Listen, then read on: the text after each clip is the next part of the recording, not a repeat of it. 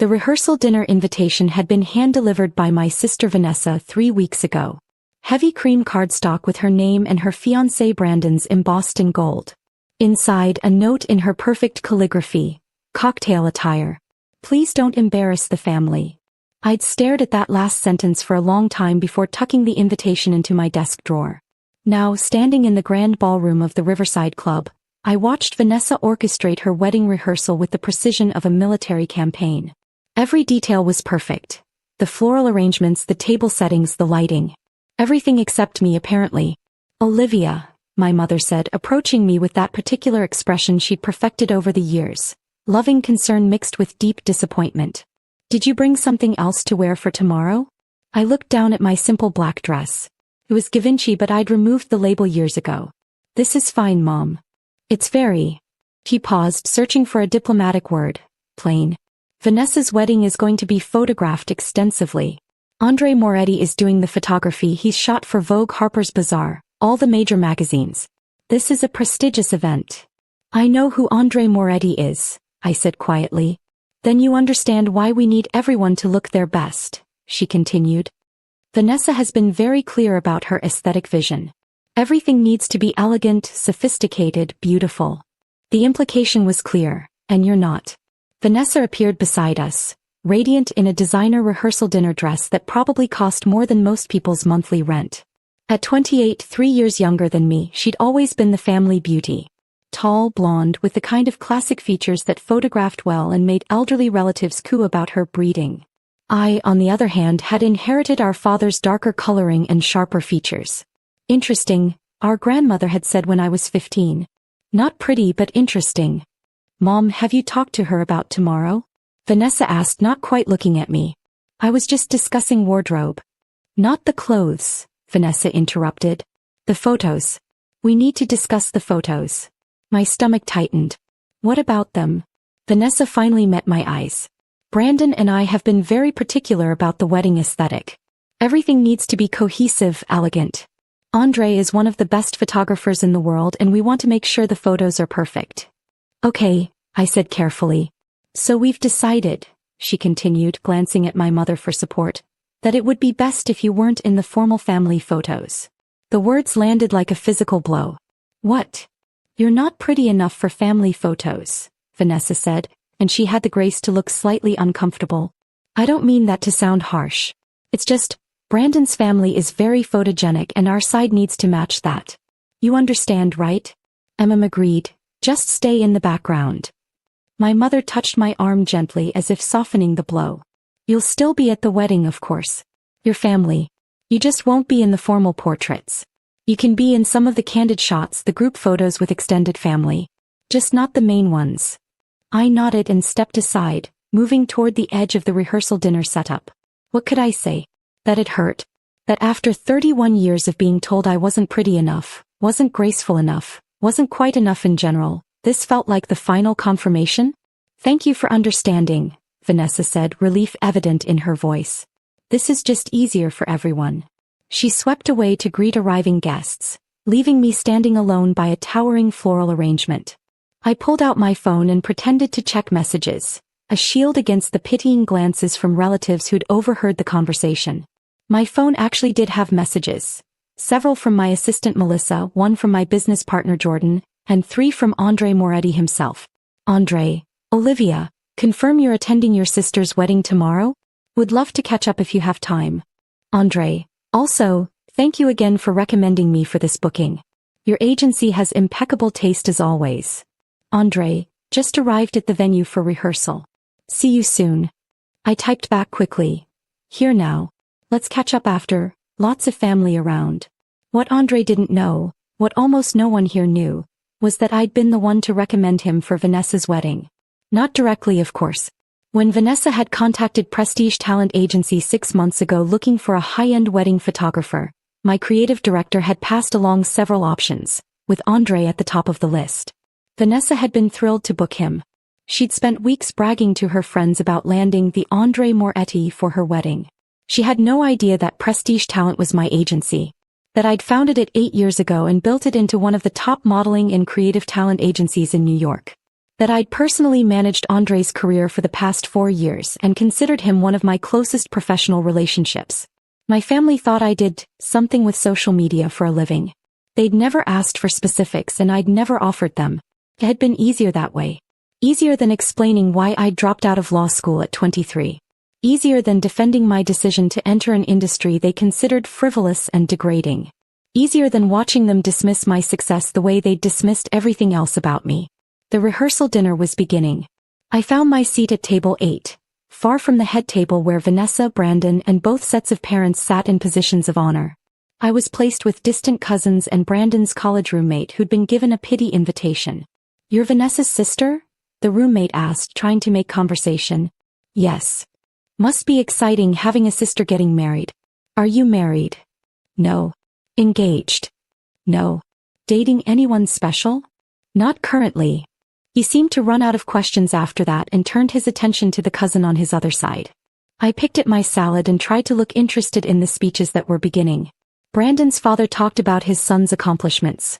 Harvard Law, a position at a top firm, his impressive collection of marathon finishes. Vanessa's maid of honor shared cute stories about their sorority days. My father gave a brief, emotional toast about his beautiful daughter finding her perfect match. No one asked me to speak. No one mentioned me. I was there but invisible, present but irrelevant. I was checking my watch, calculating how much longer I needed to stay to avoid causing a scene, when I heard the commotion at the entrance. The famous photographer arrived. Even though this was just the rehearsal dinner, Andre had come to scout the venue and meet with Vanessa about tomorrow's shot list. He entered the ballroom with his usual confidence. Tall, impeccably dressed, silver hair swept back, exuding the kind of effortless sophistication that came from decades at the top of his field. The room noticed. Conversations paused. People turned to look. Vanessa practically leaped from her chair. "Mr. Moretti, you came. I'm so honored." But Andre wasn't looking at her. He scanned the room, his eyes sweeping over the assembled guests until they found me at table 8. His face lit up. Then walked straight to me, weaving between tables, ignoring Vanessa's attempts to intercept him. "Miss Blake." His voice carried across the ballroom. "I didn't know you'd be here." I stood up, and before I could say anything, he kissed both my cheeks in the European style we'd adopted after a shoot in Paris 3 years ago. "Andre," I said warmly. "It's good to see you. Your last cover shoot was magnificent," he said, holding both my hands and stepping back to look at me properly. "The Vogue Italia spread, cara mia, it's being talked about everywhere. The way you worked with that young photographer, the way you made him comfortable enough to take those risks. That's why you're the best in the business." The ballroom had gone completely silent. My sister's mouth fell open. "You're too kind," I said, acutely aware of every eye in the room on us. "The photographer was talented. I just helped facilitate." "You do more than facilitate," Andre said, gesturing expressively. "You have the eye. You always have.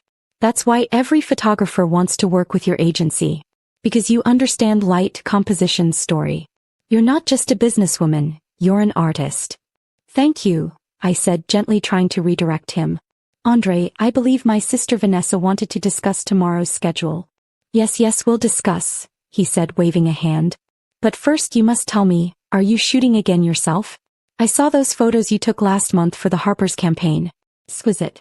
You should be in front of the camera more, not just behind it." "Andre." "I'm serious," he insisted. "You have the face for it, the presence. I've been telling you for years you should model more seriously. Instead you hide behind the agency work." Vanessa had made her way over to us, Brandon trailing behind her. "I'm sorry," she said, her voice tight, "but there seems to be some confusion. This is my sister Olivia." She doesn't." She seemed unable to finish the sentence. Andre turned to her, clearly confused. "Your sister?" "But of course. Olivia Blake, founder and CEO of Prestige Talent Agency. Because she's not just a model." He looked between us, understanding beginning to dawn. "Wait, you didn't know?" "Know what?" Vanessa asked faintly. Andre pulled out his phone. "Prestige Talent Agency. One of the top agencies in New York. They represent models, photographers, creative directors. I've been with them for 4 years now. Olivia owns the agency that booked your wedding photographer." He showed her his phone screen, the Prestige Talent website with my professional photo prominently displayed on the About page. Olivia Blake, founder and CEO. In fact, Andre continued, oblivious to the tension radiating from my sister, Olivia personally recommended me for this booking. When your inquiry came through the agency, she called me herself. Said her sister was getting married and needed the best. She made sure I was available. The silence in the ballroom was absolute. My mother appeared beside Vanessa, staring at me like she'd never seen me before. Olivia, what is he talking about? You own a modeling agency. Yes, I said simply. But you said you did social media work. I said I worked in digital media, I corrected gently. Which is technically true. The agency has a significant digital presence. You assumed social media management. I never corrected that assumption. My father had joined the growing circle around table 8. You own an agency? A modeling agency. Prestige Talent, I confirmed. I founded it 8 years ago. We represent models, photographers, stylists, creative directors and other talent in the fashion and advertising industries. We have offices in New York, Los Angeles and London. Last year we generated about $47 million in revenue. Brandon was Googling frantically on his phone. Holy shit, he muttered, then seemed to remember where he was. Sorry, but Prestige Talent is huge. They represent, he scrolled, half the models that walk in Fashion Week. They're listed as one of the top 10 agencies in the industry.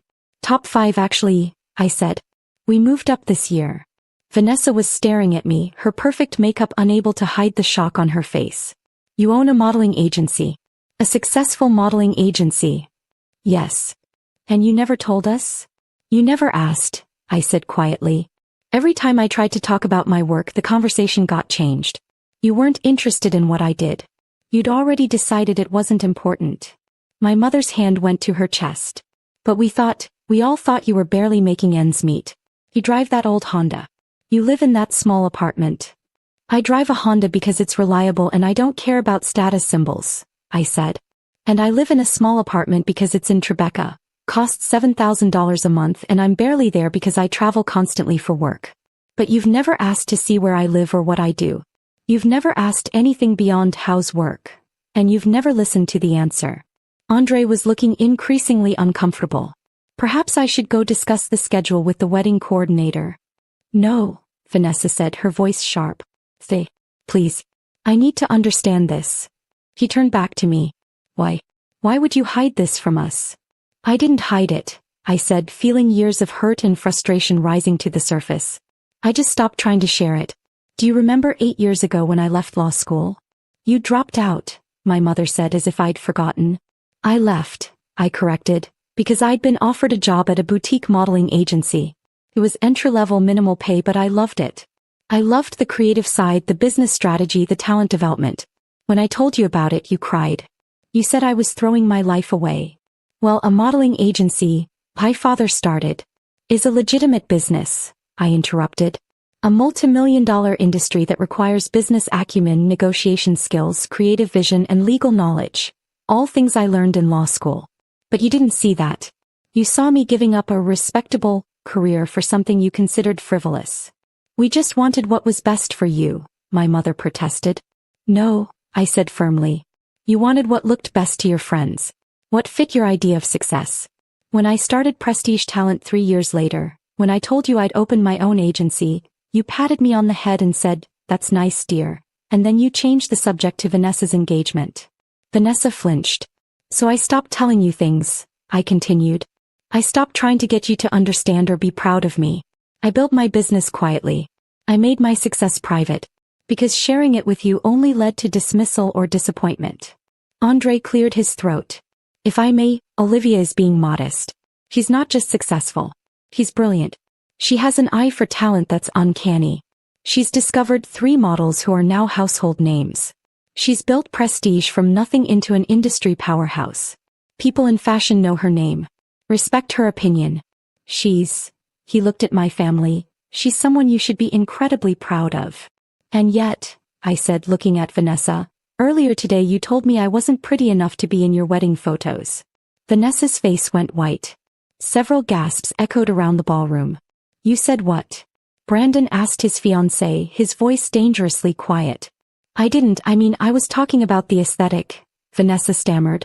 You told your sister she's not pretty enough for photographs, Andre said, and for the first time his voice had an edge to it. Your sister, who has been professionally photographed by the best photographers in the world. Who was featured in Vogue Italia last month in a spread that's being called one of the best of the year. Who has the kind of face that cameras love. Sharp, interesting, distinctive.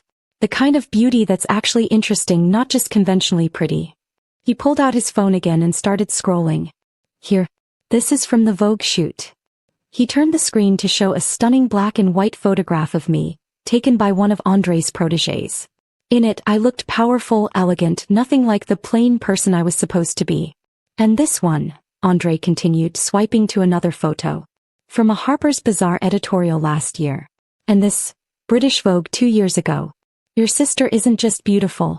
She's iconic. My mother was staring at the photos, tears beginning to stream down her face. Olivia, I had no idea. I didn't know you were a model. I supplied. I'm not really. I've done some editorial work, some campaigns, but modeling isn't my primary focus. The agency is. But I do occasionally shoot for clients, especially emerging photographers I want to support. It helps me understand what my models experience and it builds trust with photographers. My father was still processing. You're in Vogue. Multiple Vogues. And Harper's Bazaar, Elle Marie Claire, and about 20 other publications over the past 8 years, I confirmed. But again, that's secondary to running the agency. The agency that booked me for this wedding, Andre added. When Vanessa's inquiry came through, Olivia called me personally. She said, Andre, my sister's getting married. I need you to make her look absolutely perfect. Give her the best day possible.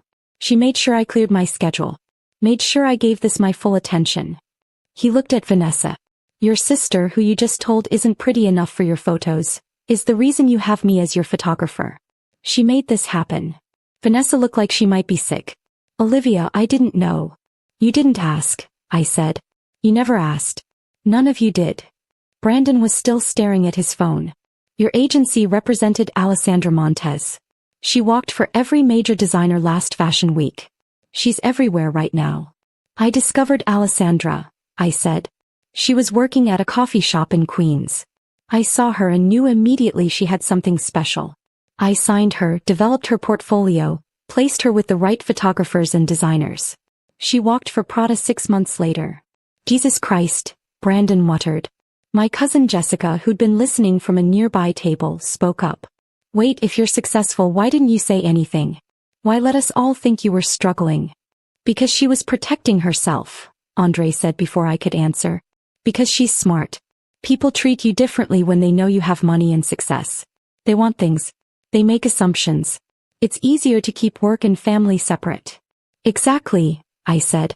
And honestly, it was a test. I wanted to see if you'd respect me, value me, love me without knowing about the success.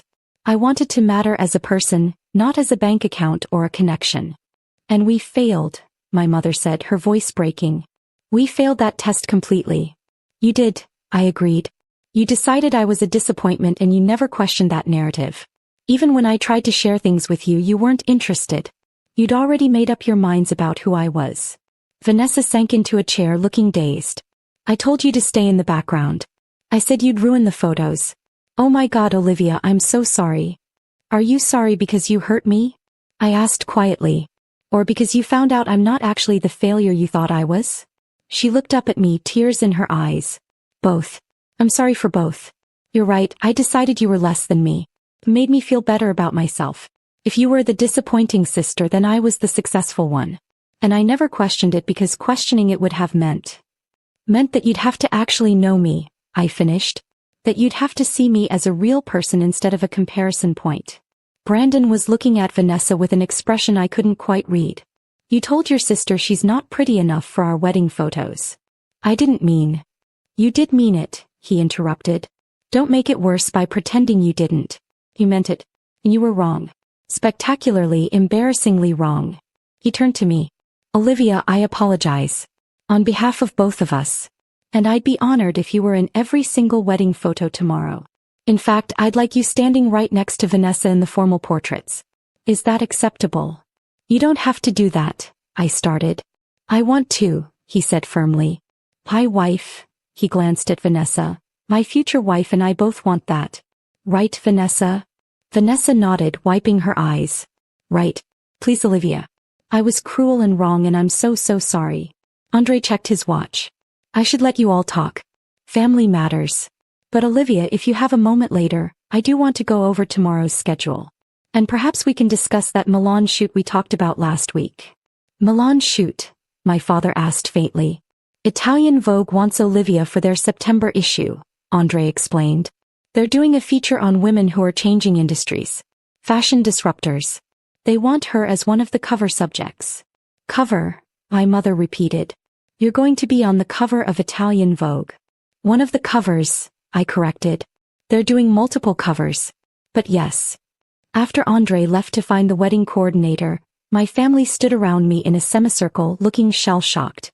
I don't know what to say, my father finally admitted. Olivia, I've been so wrong about you. About everything. Yes, I agreed. You have been. How do we fix this? My mother asked. How do we make this right? I don't know if you can fix 15 years of making me feel invisible, I said honestly. But you can start by actually seeing me. By asking questions and listening to the answers. By being interested in my life instead of just waiting for me to fit into your idea of what I should be. We can do that, Vanessa said quickly. We want to do that. Do you? I challenged. Or do you just want to now that you know I'm successful? Would you be apologizing if Andre hadn't shown up? If you'd found out I was exactly as unsuccessful as you thought I was? The question hung in the air. I want to say yes, Vanessa said slowly. I want to say I'd be apologizing anyway. But I don't know if that's true. I don't know if I would have realized how cruel I'd been until I was confronted with proof that I was wrong about you. It was perhaps the most honest thing she'd ever said to me. I appreciate the honesty, I said. That's a start. The rest of the rehearsal dinner was surreal. Word had spread through the room about who I was, and suddenly everyone wanted to talk to me. Distant relatives who'd barely acknowledged me before were asking about the agency, about the modeling, about my life. My father's business associates wanted to discuss industry economics. Vanessa's bridesmaids were asking if I could give them career advice. I fielded it all with the same professional grace I used at industry events, but inside I was exhausted. Around 10 p.m. I slipped out to the terrace for air. I was leaning against the railing, looking out at the venue's gardens when Vanessa found me. Can we talk? She asked quietly. Sure. She came to stand beside me. I've been thinking about what you said. About us deciding you were a disappointment and never questioning it. And you're right. We did that. I did that. And Olivia, the worst part is that I think I needed you to be less successful so I could feel more successful. Does that make sense? Unfortunately, yes, I said. You were always smarter than me, she continued. Top of your class, full scholarship to college law school at Columbia. Everyone said you were the brilliant one. And I was just the pretty one. Vanessa. No, let me finish. I built my whole identity around being the pretty sister because that's what I had. And when you left law school, when you did something that seemed unsuccessful, it was almost a relief. Finally, I could be the successful one. Finally, I had something that made me more than just the pretty sister. So you needed me to fail so you could succeed, I said. I needed you to be less so I could be more, she corrected. And I'm not proud of that. I'm ashamed of it. But it's the truth. I looked at her, really looked at her. She'd been crying, her perfect makeup ruined. Her hair was coming loose from its elegant updo. She looked younger, more vulnerable. Thank you for being honest, I said. Is there any way we can start over? She asked. Can we, I don't know, learn to be actual sisters instead of whatever we've been? I don't know, I admitted. I want to say yes. But Vanessa, you hurt me. Repeatedly. For years. That's not something that goes away with an apology. I understand. But can I try? Can I at least try to be better? I thought about it. About whether I had the energy to rebuild a relationship that had been broken for so long. About whether it was worth the risk of being hurt again. You can try, I said finally. But I need you to understand something. I'm not going to minimize my success to make you comfortable. I'm not going to hide what I've built. If we're going to have a relationship, it has to be honest. You have to be okay with me being successful. I want to be okay with it, she said. I want to be proud of you instead of threatened by you. Then we'll see how it goes, I said. The next morning I arrived at the venue 3 hours before the ceremony. I'd brought 5 outfit options, unsure what would actually be appropriate for being in the family photos after all. Andre found me in the bridal suite, where Vanessa was getting her hair and makeup done. "Olivia," he said warmly. "Good you're here. I wanted to discuss placement for the formal portraits. I'm thinking." "Andre," I interrupted. "Before we do that, I need to tell you something. I'm not actually sure I should be in these photos." "Why not?" "Because yesterday was emotional and dramatic and everyone was caught up in the moment. But this is Vanessa's wedding day. If she really wants the aesthetic she's been planning, maybe it's better if I'm not." "Olivia." Vanessa's voice came from the makeup chair. "Can I talk to you? Alone?" Andre discreetly disappeared. Vanessa stood up, careful not to disturb her half-finished hair. "I meant what I said last night. I want you in the photos. All of them. Even if it changes your aesthetic?" "Especially if it changes my aesthetic," she said firmly. "Because you know what I realized last night? My aesthetic was based on insecurity. On trying to look perfect because I was afraid of being seen as anything less. But you've been in vogue. You've been photographed by the best photographers in the world. And you know what Andre said that stuck with me?" "What?" "That you have the kind of beauty that's actually interesting, not just conventionally pretty." And he's right. You're interesting. You're accomplished and smart and you've built something incredible. And I want that in my wedding photos. I want photos that show my real family, not the fantasy version I was trying to create. She took my hand. "Please. Be in the photos. Stand next to me. Be my sister, not my backdrop." I felt tears prick my eyes. Okay. Okay. Okay. The wedding ceremony was beautiful. Brandon cried during his vows. Vanessa looked genuinely happy. And when it came time for the family photos, Andre positioned me right next to Vanessa in the first row, refusing to let me hide in the back. "Beautiful," he said, checking his camera screen. "Absolutely beautiful. The contrast between the two of you, it's perfect. This is going to be stunning." Later, during the reception, my mother pulled me aside. "Can I say something?" she asked. "Of course. I've been looking at the photos Andre was showing us on his camera. The formal portraits. And Olivia, you were right, you do belong in them. More than that, you make them better. You bring something different, something real. I was wrong to ever suggest otherwise." "Thank you, Mom. And I've been thinking about the past 15 years. About all the times I dismissed you or didn't ask questions or just assumed you weren't doing well. And I realize I've missed so much. I've missed knowing my own daughter." "Yes," I said. "You have." "Can I fix that?" she asked, her voice breaking. "Can we start over? Can you tell me about your work, your life, everything I've missed?" "Maybe," I said. "But Mom, you need to understand, I'm not going to explain myself or justify my choices or try to convince you that what I do is valuable. Either you're interested in my life as it is or you're not. I'm done trying to fit into your expectations." "I don't want you to fit my expectations anymore," she said. "I want to understand your life. Your actual life. Not the version I made up in my head." "Then yes," I said. "We can start over. But it's going to take time. Trust has to be rebuilt." "I understand. And Olivia, I'm proud of you.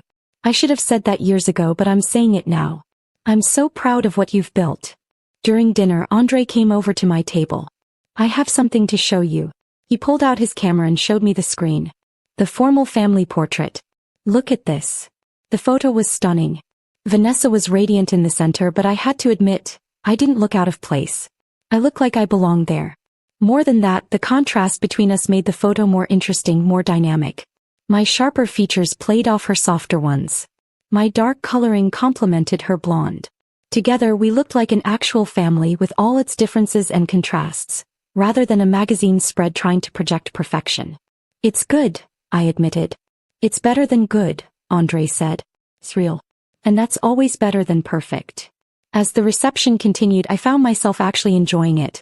My family was making an effort, asking questions, listening to answers, treating me like someone whose opinion mattered. Brandon's family, once they learned what I did, wanted to hear all about the fashion industry. Vanessa kept checking in, making sure I was okay, including me in conversations. It wasn't perfect. There were still awkward moments, still times when old patterns started to emerge. But there was also something new, the possibility of actual connection. Around midnight, Vanessa found me on the terrace again. "Thank you," she said, "for coming. For being in the photos. For giving me another chance." "You're welcome. I'm going to do better," she promised.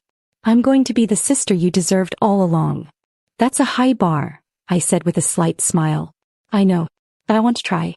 And Olivia, can I ask you something? Sure. Will you tell me about your work? Really tell me? I want to understand what you do, what you've built, what your life is actually like.